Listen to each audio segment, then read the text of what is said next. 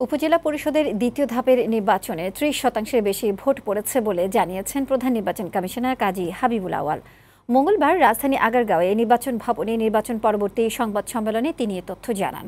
ভোটে উল্লেখযোগ্য কোনো অনিয়ম বা সহিংসতার ঘটনা ঘটেনি জানিয়ে দু এক জায়গায় বিচ্ছিন্নভাবে হাতাহাতির ঘটনা ঘটেছে বলেও জানান সিএসএ।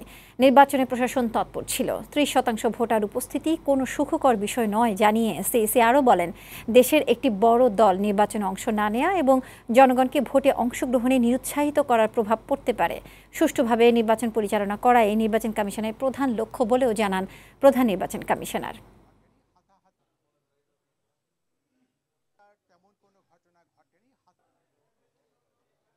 নির্বাচনে সহিংসতার তেমন কোনো ঘটনা ঘটেনি, হাতাহাতি হয়েছে দু একটা, কিন্তু উল্লেখযোগ্য সহিংসতা হয়নি।